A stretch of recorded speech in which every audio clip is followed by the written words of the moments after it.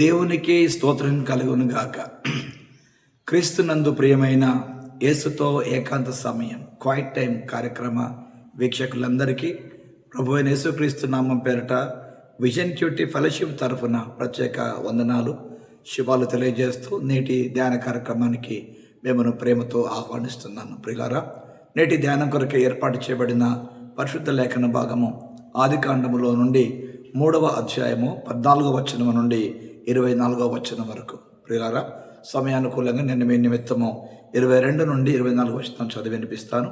యథావిధిగా మీరు పూర్తి లేఖన భాగం చదివి ధ్యానించాలని ప్రభు పేరట మీకు మనవి చేస్తూ ముందుగా వాక్యం చదివి ధ్యానంలోకి వెళదాం. ఆదికాండం 3వ అధ్యాయం 22 నుండి 24 వచనాలు మనం చదువుకుందాం. అప్పుడు దేవుడైన యెహోవా, ఇదిగో మంచి చెడ్డలను ఎరుగున్నట్లు ఆదాము మనలో ఒకని వంటి వాడాయను. కాబట్టి అతడు ఒకవేళ తన చెయ్యి చాచి జీవవృక్ష ఫలమును కూడా తీసుకొని తిని నిరంతరము జీవించునేమో అని దేవుడైన యెహోవా అతడు ఏ నేల నుండి తీయబడెనో దాన్ని సేద్యపరచుటకు ఆ ఏదెను తోటలో నుండి అతన్ని పంపివేశాను. అప్పుడు ఆయన ఆదామును వెళ్ళగొట్టి ఏదైనా తోటకు తూర్పు దిక్కున కెరూబులను జీవవృక్షమునకు పోవు మార్గమును కాయుటకు ఇటు అటు తిరుగుచున్న ఖడ్గజ్వాలలను నిలవబెట్టెను. చదవబడిన లేఖన భాగమును దేవుడు నేటి మన ధ్యాన సమయం కొరకు దీవించి ఆస్వాదించునుగాక. ప్రియులారా, నేటి పాఠ్యభాగం ఆధారంగా ఏర్పాటు చేసినటువంటి ప్రధాన అంశము తీర్పు మరియు నిరీక్షణ. తీర్పు మరియు నిరీక్షణ, జడ్జిమెంట్ అండ్ హోప్ అనే ఈ అంశమును ఆధారం చేసుకుని నేటి పాఠ్యభాగ సారాంశాన్ని జాగ్రత్తగా మనం గమనించినట్లయితే, దేవుడు పాపంపై తీర్పును ప్రకటించాడు. సర్పము అనగా సాతాను ఒక నీచమైనటువంటి జీవితంగా మారడానికి శపించబడ్డాడు. స్త్రీ సంతానం చేతిలో ఓడిపోవడానికి ఉద్దేశించబడింది. అప్పటి నుండి స్త్రీలు ప్రసవ వేదనను భరిస్తూనే ఉండాల్సి వచ్చింది. వారి భర్తలతో ఘర్షణ కూడా అనుభవిస్తూనే ఉన్నారు. పురుషుడు నేల నుండి శ్రమపడి కష్టపడి భోజనం సంపాదించుకోవాల్సిన పరిస్థితి ఏర్పడింది. కాబట్టి అతను మరణంలోనికి అనగా ఎక్కడైతే అతడు ఏర్పాటు చేయబడ్డాడో తిరిగి అక్కడికే తిరిగి వచ్చే విధంగా మట్టిలో నుండి సృష్టించబడ్డటువంటి ఆదాము మరలా మట్టిలోనికి తిరిగి వస్తాడని వాక్యం సెలవిచ్చినటువంటి మాట. దేవుని సన్నిధి మరియు జీవవృక్ష నివసించినటువంటి తోట నుండి ఈ స్త్రీ పురుషులు ఇద్దరు అనగా ఆదాము హవ్వలు బహిష్కరించబడ్డారు.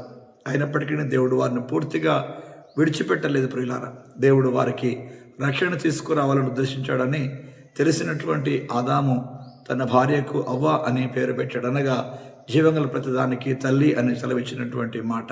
ఆదాము మరియు అవ్వలు నగ్నత్వాన్ని కప్పడానికి ప్రభు చర్మపు వస్త్రాలను వారికి అందించినట్లుగా 14-20 వచనాలు చూస్తున్నాం. ప్రియులారా, కాబట్టి దేవుడు ఈ వాక్య భాగంలో ఏమై ఉన్నాడో మనం జ్ఞాపకం చేసుకుంటే, దేవుడు పాపిని విడిచిపెట్టాడు. ఆదాము అవ్వలు పాపము చేసిన వెంటనే వారిని ఆయన తోట నుండి బయటకు వెళ్ళగొట్టలేదు. కానీ దేవుడు సర్పాన్ని చిత్తగొట్టి ఒక రక్షకుని వాగ్దానం చేశాడు. వారి అవమానాన్ని చర్మ వస్త్రాలతో కప్పాడు. అలాగే దేవుని కృపా కారణంగా ప్రతి పాపి మరలా జీవాన్ని పొందగలడు అని దేవుడు వారికి జ్ఞాపకం చేస్తున్నాడు.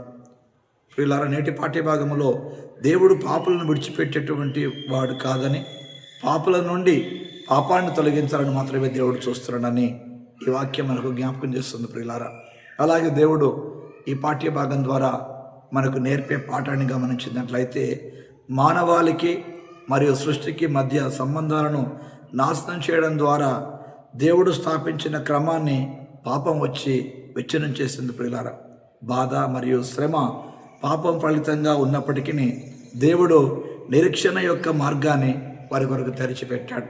ప్రియులారా, పాపిని ప్రేమించేటువంటి దేవుడు, పాపాన్ని ద్వేషించేటువంటి దేవుడు.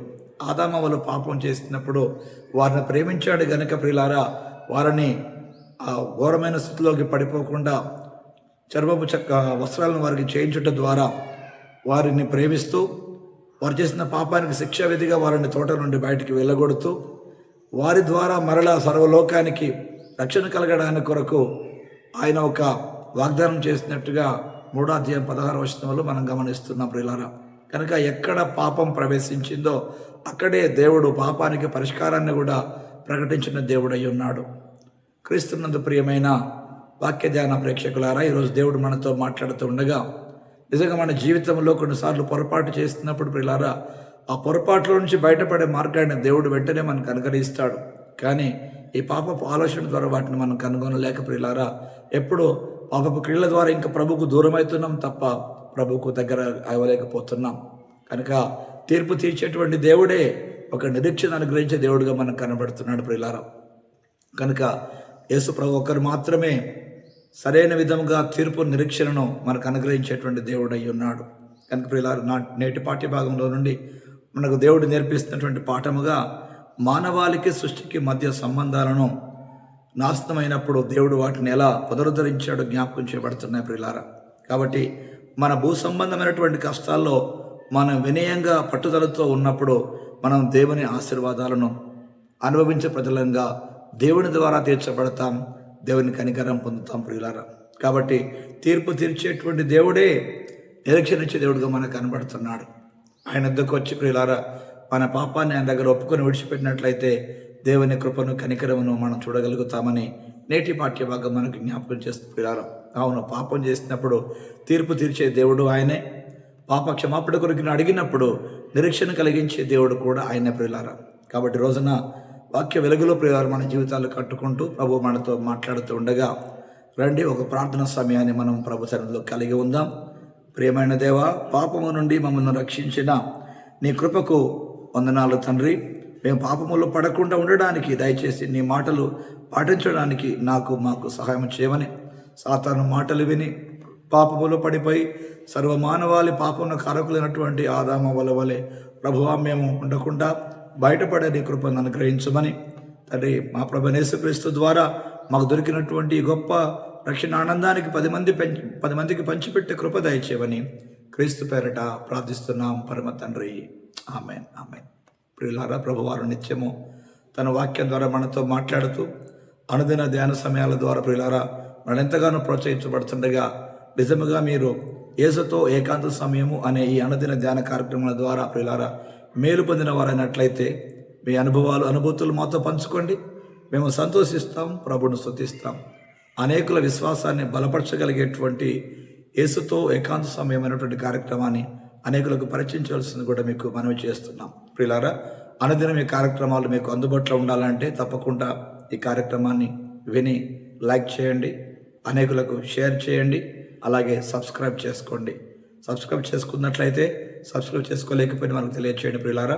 అలాగే అనుదిన ధ్యాన అవకాశాల కొరకు ప్రియులారా మేము అనుదిన బైబిల్ అనేటువంటి పుస్తకాన్ని ప్రచురిస్తూ ఉన్నాం. కావలసినటువంటి వారు మమ్మల్ని సంప్రదించండి ప్రియులారా. వాక్యం అయిపోయిన వెంటనే మీకు ఫోన్ నెంబర్స్ ఇవ్వబడతాయి.